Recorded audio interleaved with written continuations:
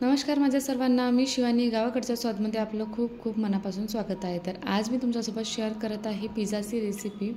अगदी सोप्या पद्धतीने 2 प्रकारचे पिझ्झे मी तयार केलेले आहे यामध्ये.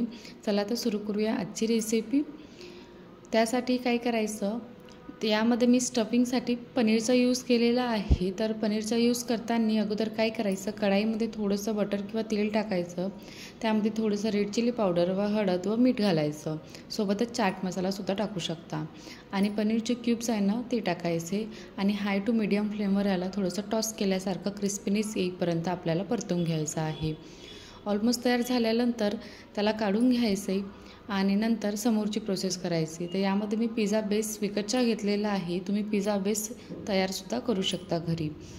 तर यामध्ये काय करायचं, पिझ्झा बेसला थोडंसं असं टूथपिकने होल करून घ्यायचे आणि नंतर त्यामध्ये पिझ्झा सॉस टाकायचा आणि तो छानपैकी असा स्प्रेड करून घ्यायचा आहे. सोबतच यामध्ये मेयोनीजसुद्धा टाकायची. मेयोनीजलासुद्धा छानपैकी असं आपल्याला पिझ्झा बेसवर स्प्रेड करून घ्यायचं आहे. खूप मस्त भारी वाटते खायला. जसं आपल्याला पिझ्झा हटमध्ये किंवा डोमिनोजमध्ये मिळते ना, अगदी तशाच प्रकारे झालेला होता.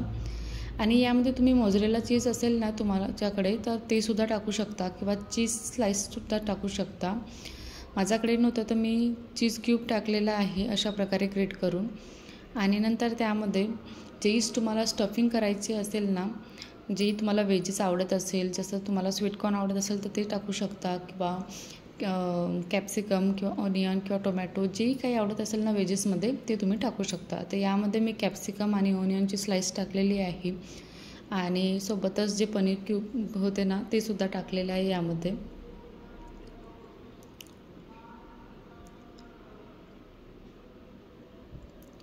अशा प्रकारे स्टफिंग करून घ्यायची तुमच्या आवडीनुसार.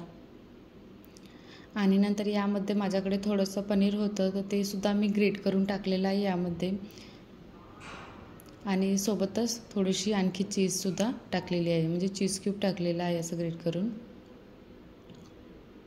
आणि कढाई मी अगोदरच प्रीहीट करायला ठेवलेली आहे.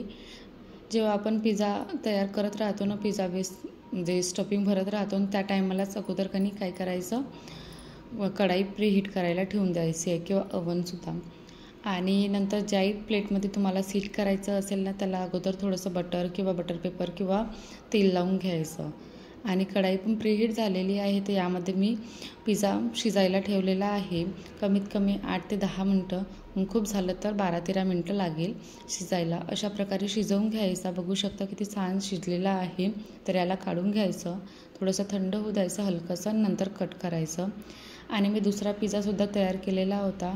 सेम प्रोसेस तशीच करायची जशी अगोदरच्या पिझ्झामध्ये आपण स्टफिंग केली तशी. फक्त यामध्ये मी काय केलं, पनीर आणि चीज हे जास्त प्रमाणामध्ये टाकलं होतं सेकंड पिझ्झामध्ये आणि त्यालासुद्धा शिजायला ठेवून दिलं होतं.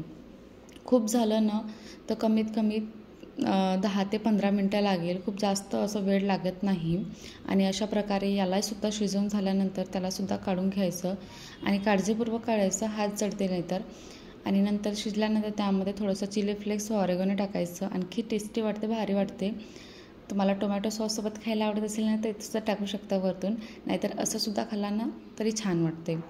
अशा प्रकारे मी दोन्ही पिझ्झा तयार करून घेतलेले आहे.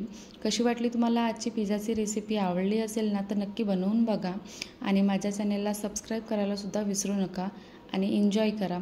खूप मस्त भारी झालेला होता, डॉमिनोजसारखा. चला, टेक केअर, बाय.